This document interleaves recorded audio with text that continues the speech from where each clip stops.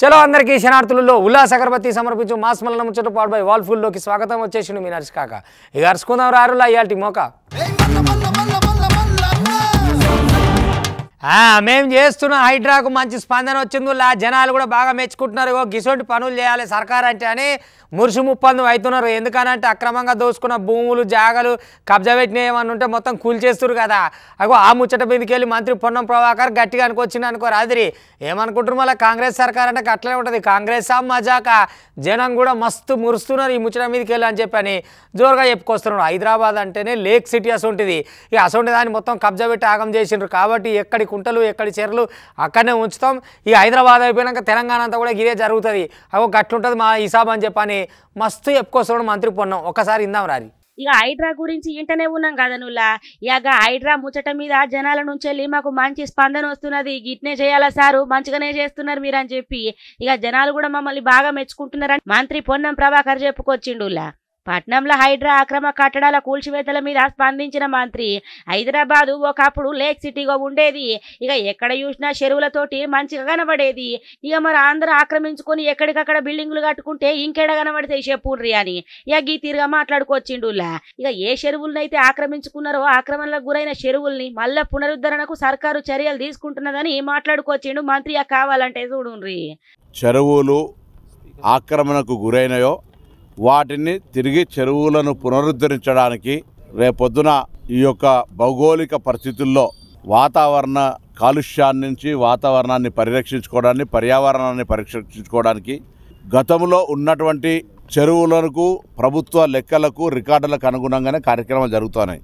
మరొక్కసారి తెలంగాణ రాష్ట్ర వ్యాప్తంగా ఈ చెరువులు పరిరక్షించాలనుకునేటువంటి స్వచ్ఛంద సంస్థలకు లేదా గతంలో ఇక్కడ చెరువు ఉండి అని తెలిసినటువంటి వాళ్ళు ఎవరైనా సరే గౌరవ అధికారుల దృష్టికి పోలీసులు కానీ రెవెన్యూ కానీ లేదా ప్రజాప్రతినిధుల దృష్టికి పాత్రికేయుల దృష్టికి తెచ్చి వాటిని పరిరక్షించుకునేటువంటి బాధ్యత అక్కడి స్థానికులకే.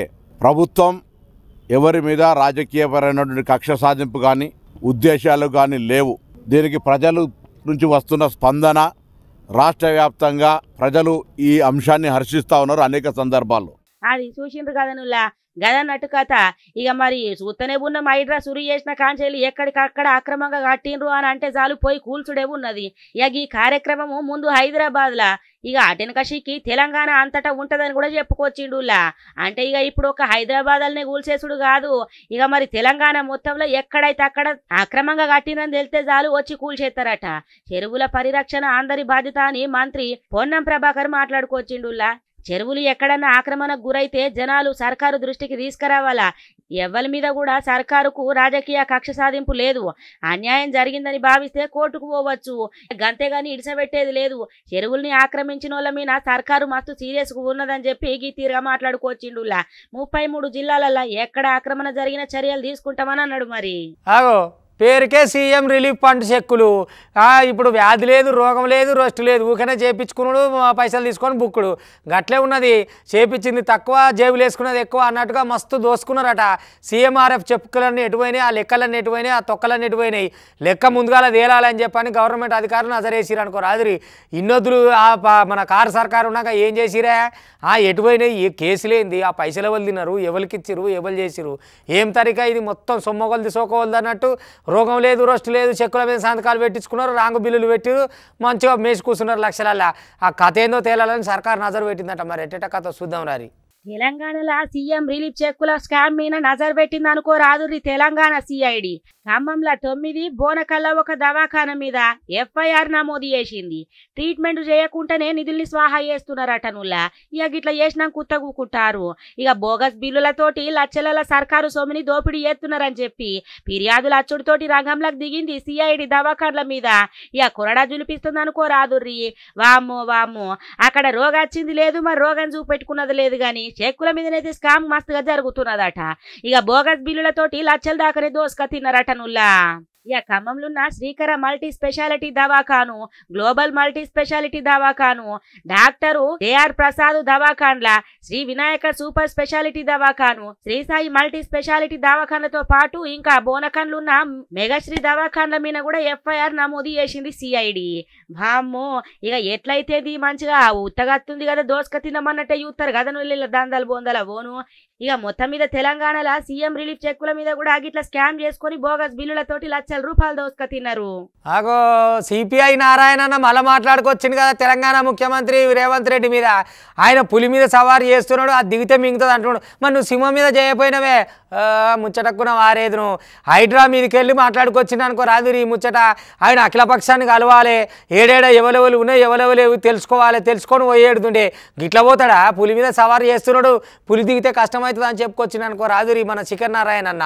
ఇక ఆయన చెప్తూనే ఉంటాడు, ఆయన ముచ్చటంతా గమ్మట్టుంది. 2 తెలుగు రాష్ట్రాలు గుత్త పట్టుకున్నాడు, ఇక చెప్తుంటాడు అన్నట్టు ముచ్చట. ఇక పోరాటాల సంగతి ఏమో కానీ ఈ ఆరాటాలు అయితే బాగానే ఉంటాయి. ఈ ముచ్చట మీదకి వెళ్ళి ఆ ముచ్చట మీదకి వెళ్ళి అప్పుడో సురుకేసి అగో నేను కూడా ఉన్నా అని చూపించుకుంటానికి చెప్తాడా మరి ఎట్లనో తెలియదు అని పబ్లిక్ అనుకొస్తున్నాం ముచ్చట. నారాయణ అన్న మరి ఎట్లా అంటావే, మరి పులి మీద చేయాలంటావా చేయొద్దంటావా, మరి అది కూడా చెప్పరాదు నువ్వే. ఆగో CPI Narayana CM Revanth Reddy sir మీనేమో మాట్లాడుతున్నాడు కదా నువ్వు. ఇక మరి సీఎం రేవంత్ రెడ్డి పులి మీద స్వారీ చేస్తున్నాడు కానీ పులి దిగితేనే పెద్ద ప్రమాదం వంచున్నట్టు కొడుతున్నదని మాటలు మాట్లాడుకోవచ్చిండు కదా పెద్దగానే. ఇక హైడ్రా చర్యలను ఆయన స్వాగతించి ఈ తీరుగా మాట్లాడిండులా. సర్కారు భూములను కార్పొరేట్ శక్తులు కబ్జా చేసినాయని ఈ ముచ్చట మీద చర్చకు అఖిలపక్ష భేటీ నిర్వహించాలని విజ్ఞప్తి చేసిండు. ఇక పట్నంలో చెరువులు నాలాలు కబ్జా చేసుడుతోటి ఆనబడ్డప్పుడల్లా ఎటు చూసినా ఎటు పోవాలనో తెలియని పరిస్థితి కనబడుతున్నది. నీళ్లు ఇక బాగానే ఇబ్బంది అవుతున్నదని ఇక ఈ ముచ్చట మీద మరి చర్చకు రావాలా చర్చ పెట్టాలా అని చెప్పి మాట్లాడుకొచ్చినట్టే కొడుతున్నది. ఇందాం పాండ్రి మనం ఆయన మాటలల్లా. ఇప్పుడు రేవంత్ రెడ్డి పులి మీద సవారు చేస్తున్నాడు. పులి మీద సవారు చేస్తే మధ్య దిగేస్తే పులి తినేస్తుంది, దిగకూడదు. అది మామూలు సంగతి అండి. అడవిలోకి తీసుకెళ్తుంటారు, అడవిలోకి తీసుకెళ్తూ జనంలోకి తీసుకెళ్తారు. ఆ సవారి కంటిన్యూ అయితే జనంలోకి తీసుకెళ్తారు. అప్పుడు జనం సపోర్ట్ మోడీ రేవంత్ రెడ్డికి వస్తుంది. భయపడి దిగాడనుకో ఈ ల్యాండ్ లాస్ తినేస్తారు. అది కంటిన్యూ చేయమని మేము కోరుతున్నాం. హైడ్రా సంస్థకు సంబంధించినంత పేరు నాకు గుర్తుంది కానీ చాలా మంచి చరిత్ర ఉన్నాడు, మంచివాడు, గట్టివాడు. అంటే గట్టివాడు అంటే గవర్నమెంట్ గట్టిగా ఉంటే వాళ్ళు గట్టిగా ఉంటారు. రేపు గవర్నమెంట్ లూజ్ అయితే అతను కూడా ఏం చేయగలదు. ఎనివే ఇప్పుడు చేసిన దానిలో కొన్ని కబ్జాలని కొలగొడుతున్న మాట వాస్తవం. పేదవాళ్ళు కొంతమంది భయపడుతున్నారు, మామూలుగా వాళ్ళు కొలగొడుతున్నామని. పేదవాళ్ళు ఎక్కువ మంది పేదవాళ్ళు చెరువులు ఇప్పుడు కట్టుకోలే, రియల్ ఎస్టేట్ వాళ్ళు దాని ప్లాట్లు వేసి అమ్మితే వీళ్ళు కొనుక్కున్నారు. అది చూసిండ్రు గదనులా గదన్నట్టు ముచ్చట. సీఎం రేవంత్ రెడ్డి సారు పులి మీద స్వారీ ఎత్తున్నాడట. ఇక పులి స్వారీ మించెల్లి దిగితే ప్రమాదం ఉన్నదని మాట్లాడుకొస్తున్నాడు కదా. ఇక మరి ఆ ప్రమాదం కూడా ఎట్లున్నదో మీరే చెప్తే అయిపోవు కదా అని పబ్లిక్ అంటున్న ముచ్చటనులా. అరగంట ఆనబడితే చాలు నగరం మొత్తం ఆగమాగమయ్యే పరిస్థితికి వచ్చింది. హైడ్రా పేరుతోటి పేద మధ్యతరగతి ఇండ్లను కూడా కూలుస్తున్నారు. గలకు సర్కారు ప్రత్యామ్నాయం చేయాలని చెప్పి ఇక ఈ తీరుగా మాట్లాడుకొచ్చిండు సిపిఐ నారాయణ. వామ్మో ఎక్కడ జరాలి ఏం కథ, మంకీ పాక్స్ అని అడమైన రోగం వచ్చిందట. దేశం మొత్తం ప్రబలుతున్నది ఏడు కాడికి. ఈ కరోనా పోయినాక అడ్డమైన రుగ్మతలు అన్నీ వచ్చినాయి దునియా మీదకి. ఇక దానికి తోడు జరాలు, డెంగ్యూ జరాలు, ఈ జరాలు ఆ జరాలు, మళ్ళీ మంకీ పాక్స్ అట. కేసులు లెస పెరుగుతున్నాయట, మందులు లేవట, మాకులు లేవట. అయ్యో గోల గోల ఆగమాగం ఉన్నది. ఈ ఎడికలు మోపైతున్నాయో ఏమో ఈ అడ్డమైన రోగాలు ఇవాళ రేపట్ల. ఈ రోగాలతో వచ్చింది జనాలకు. అయితే జర పైలంగుండు రమ్మా అడ్డగోలు ఉన్నాయట వాదులు. ఒకటి కాదు రెండు కాదు, కరోనా పోయినప్పటికాంచెల్లి ఎన్ని కొత్త రోగాలు వచ్చినాయి చెప్పుండ్రి. ఆ రోగాలతోటి ఎంతమంది జనాల ప్రాణాలు ఆగమైనాయి చూడుండ్రి. ఇక ఇప్పుడు దేశంలో మంకీ పాక్స్ కేసులు అయితే మస్తుగా పెరుగుతున్నాయి. దీంతో ఏపీ సర్కారు ఓ నిర్ణయం తీసుకున్నది. విజయవాడ సర్కారు దవాఖాన్ల మంకీ పాక్స్ కు ప్రత్యేక వార్డుని ఏర్పాటు చేసిండ్రు. ఇక రాష్ట్రంలో మంకీ పాక్స్ కేసులు బాగా పెరుగుడుతోటి ఇట్లయితే కాదని చెప్పి చర్యలు చేపట్టేందుకు ఓ తీరుగా 6 పడకలు అత్యాధునిక వైద్య పరికరాలతోటి విజయవాడ సర్కారు దవాఖాన్ల ప్రత్యేక వార్డుని ఏర్పాటు చేసిండ్రు. లైగా చూడు కావాలంటే. ఈ మంకీ పాక్స్ అంటే జస్ట్ లైక్ మన చికెన్ పాక్స్ లాంటిది, ఆటలం అంటారు కదా, అమ్మవారు అంటారు, అలాంటి డిసీజే. ఏంటంటే మనకి ఇది ఎలా రావచ్చు అంటే ఇప్పుడు మనకి అమ్మవారు ఎట్లా ఇప్పుడు ఏంటంటే ఒంటి మీద పొక్కులు చిన్న చిన్న పొక్కుల్లాగా వస్తాయి. అవి కొద్దిగా పెద్దవి చీవుగుళ్ళ తయారవ్వచ్చు. అవి మళ్ళీ దాని తర్వాత నల్లబడతాయి అనమాట. జస్ట్ అమ్మవారు వచ్చినట్టుగా ఒంటి మీద ఈ పొక్కులు రావడం. దాని తర్వాత కొందరికి దగ్గు, తుమ్ములు, జలుబు, ఇంకా కొద్దిగా ఎక్కువైతే చాలా రేర్గా బ్రెయిన్కి ఇన్ఫెక్ట్ అవుతుంది. కొందరికి ఏమవుతుందంటే విరోచనాలు అవ్వచ్చు, విరోచనం అయ్యే చోట మంట పడుతుంది. దాని తర్వాత కొందరికి ఏంటంటే కంటి చుట్టూ రావచ్చు, కెరటైటిస్ అంటారు. ఈ ఇన్ఫెక్షన్ వచ్చిన వాళ్ళలో 100 మందిలో 4 ప్రాణహాని ఉంటుంది. అది ఎవరంటే ప్రాణహాని అంటే ఏంటంటే ఈ హెచ్ఐవి అంటే ఇమ్యూనో కాంప్రమైజ్డ్ పీపుల్స్, అంటే రోగనిరోధక శక్తి తక్కువ ఉన్నవాళ్ళు, హెచ్ఐవి పేషెంట్స్ కానీ, అన్కంట్రోల్డ్ షుగర్స్ ఉన్న వాళ్ళు కానీ, లేకపోతే రక్తహీనత ఉన్న వాళ్ళు కానీ, లేదంటే గర్భిణీ స్త్రీలు కానీ, చిన్న పిల్లలకు కానీ ఈ కేసు కొద్దిగా సివియారిటీ ఎక్కువ ఉండొచ్చు. అప్పుడు కరోనా ఎట్లా చేసిందో ఇప్పుడు ఈ మంకీ పాక్స్ గట్లా చేస్తున్నది కదా. మంకీ పాక్స్ వచ్చినాక ఎంబట్నే దవాఖాన్లో అడ్మిట్ కావాలని వైద్యులు అయితే చెప్పుకొస్తున్నారు. ఇక మరి డాక్టర్లకు తెలుసు కదా దాని రోగం ఎంత ఇది ఉంటుందో. ఇక మంకీ పాక్స్ అంటే చికెన్ పాక్స్ అసొంటి మహమ్మారి అని చెప్పి వైద్యులు సూచిస్తున్నారు. ఇక మంకీ పాక్స్ సోకిన వాళ్ళ 100 నలుగురికి మాత్రమే పరిస్థితి మస్తు సీరియస్ అవుతున్నదట. ఇంకా ఎట్లయినా ఏమైనా వచ్చి చూపించుకుంటే పానమే నిమ్మలం అవుతుంది కదా. జర భద్రంగా ఉండురులో. డ్రగ్గుల కడలేక తయారైంది అనుకో రాదు హైదరాబాద్. అబ్బాబ్బా ఎక్కడ అడమైన డ్రగ్గులు ఏం కాతో ఒకటి కాకపోతే ఒకటి గంజాయి కాకపోతే అది కాకపోతే ఇది వాటి పేర్లు కూడా దొరికాయి నోటికి. ఆగమాగం పేర్లు ఉంటాయి వాటికి. ఏమి తక్కువ 8 కోట్ల రూపాయల మాల్ దొరకబట్టిందంటే ఏమనాలే చెప్పుండ్రి. ఏమన్నా ఆగం చేస్తారు, ఎందుకు దున్నిని ఇట్లా ముంచుతారు, ఏం డ్రగ్గులు ఇవి. సర్కారు ఎంత నజరేసి 7 కాడికి పట్టుకొని తిరుగుతున్నా అయినా చేస్తేనే ఈ అడవైన దంద పాడైపోను. ఏం దందలు రా మీ దందలు బొందల పోను. మనుషులను ఆగం చేసే దందలు ఎందుకు చేయాలి? ఏదైనా కాయ కష్టం చేసుకొని పని చేసుకుంటే కాదా. ఇక చూడ్రి 8 కోట్ల రూపాయల ఒకటి కాదు 2 కాదు. అబ్బబ్బబ్బబ్బా ఏమనాలి చెప్పురి. ఎక్కడ దందలు ఇవి దందలు పాడుగాను. వామ్మ ఏం డ్రగ్గులో ఏం కథ పోరి. వామ్మో రోజు తప్పించి రోజు ఒక్కో కాడంటే ఒక్కో కాడ పట్టుబడుతూనే ఉన్నది కదా. ఇక ఇప్పుడు చూడుర్రి హైదరాబాద్లో పెద్ద మొత్తంలో డ్రగ్స్ పట్టుబడ్డది. బోయిన్పర్తిలో 8.5 కిలోల ఎఫిటమిన్ డ్రగ్ను పోలీసులు స్వాధీనం చేసుకున్నారు. పట్టుబడ్డ మత్తు పదార్థాల విలువ ఏకంగా 8.5 కోట్లు ఉంటుందని చెప్పి పోలీసు వాళ్ళు అంచనా ఎత్తున్నారు. ఇక దీంతో 3 నిందితులను ఇక అరెస్ట్ చేసిండ్రు అనుకోరాదిరి. ఓ కారు 3 సెల్ ఫోన్లను కూడా పట్టుకున్నారట. ఇక చూడుండ్రులో 8 కోట్ల దాకా ఇక్కడ పట్టణంలోనే గిట్ల దందాలు నడిపిస్తున్నారంటే తెలంగాణలో ఇంకెంత ఉంటుందో ఏమో చూడుండ్రి. ఈ అంజిరెడ్డికి తన శిష్యుడు ఈ నాగరాజు. సో ఇదే ఫ్యాక్టరీలో అతను చెప్తున్నాడు ఈ అంఫెటమైన్ అనే ఒక డ్రగ్ కూడా తయారు చేసి అప్పుడు కొంత పౌడర్ ఇతనికి దాచమని ఇస్తాడు, మన తర్వాత అమ్మాలి. 8.5 kgs అతను చెప్తున్నది 8.5 kgs. మరి ఆల్రెడీ ఇంకా ఇంట్రాగేషన్లో తేలుతుంది, ఇంకా ఆల్రెడీ ఎక్కువ ఉండి ఆల్రెడీ ఎక్కడన్నా సప్లై చేశాడు ఇంకెవరికన్నా. సో దీన్ని అయితే బట్ అట్లా కనపట్లేదు. ఎందుకంటే ఇది ఇచ్చిన తర్వాత కొన్ని రోజులకు అతను జైలుకి వెళ్ళిపోయాడు. జూన్లో జరిగిన ఆపరేషన్లో సంగారెడ్డి అండ్ న్యాబ్ వాళ్ళు చేసిన ఆపరేషన్. సో బయటకు వస్తాడేమో చూసి తర్వాత ఏం చేయాలో తెలియక దీన్ని ముందు అక్కడి నుంచి తమ రూరల్ ఏరియాస్ నుంచి ఇక్కడ సిటీకి తీసుకొచ్చి దాని తర్వాత దీనికి వీ షుడ్ ఫైండ్ అదే దీన్ని తీసుకునే వాళ్ళని వెతికి అమ్మాలనే ఉద్దేశంతోన అతను సిటీకి తీసుకొస్తాడు అనమాట. యాక్చువల్లీ ఇది బయట మార్కెట్లో 1 to 1.5 crore per kg ఉంటుంది.